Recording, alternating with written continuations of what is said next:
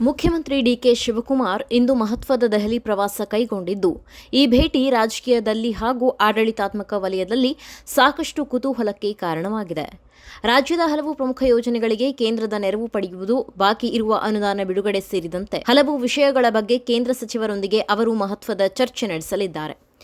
ಅಧಿಕೃತ ವೇಳಾಪಟ್ಟಿಯ ಪ್ರಕಾರ ಇಂದು ಬೆಂಗಳೂರಿನಿಂದ ತೆರಳಲಿರುವ ಮುಖ್ಯಮಂತ್ರಿ ಸಂಜೆ ದೆಹಲಿಗೆ ತಲುಪಲಿದ್ದಾರೆ. ಬಳಿಕ ಕೇಂದ್ರ ಸರ್ಕಾರದ ವಿವಿಧ ಇಲಾಖೆಗಳ ಸಚಿವರನ್ನ ಭೇಟಿ ಮಾಡಿ ನೀರಾವರಿ, ಮೂಲಸೌಕರ್ಯ ಅಭಿವೃದ್ಧಿ, ರಸ್ತೆ, ರೈಲು ಹಾಗೂ ರಾಜ್ಯಕ್ಕೆ ಸಂಬಂಧಿಸಿದ ವಿವಿಧ ಯೋಜನೆಗಳ ಕುರಿತು ಮಾತುಕತೆ ನಡೆಸಲಿದ್ದಾರೆ.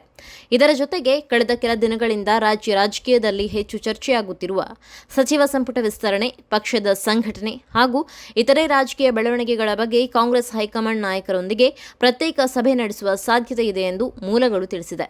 ಭೇಟಿಗಳ ನಂತರ ಮುಖ್ಯಮಂತ್ರಿ ಕರ್ನಾಟಕ ಭವನದಲ್ಲಿ ವಾಸ್ತವ್ಯ ಹೂಡಲಿದ್ದು, ಅಗತ್ಯವಿದ್ದರೆ ಇನ್ನಷ್ಟು ಕೇಂದ್ರ ಸಚಿವರು ಹಾಗೂ ಪಕ್ಷದ ಹಿರಿಯ ನಾಯಕರನ್ನು ಭೇಟಿ ಮಾಡುವ ಸಾಧ್ಯತೆ ಇದೆ.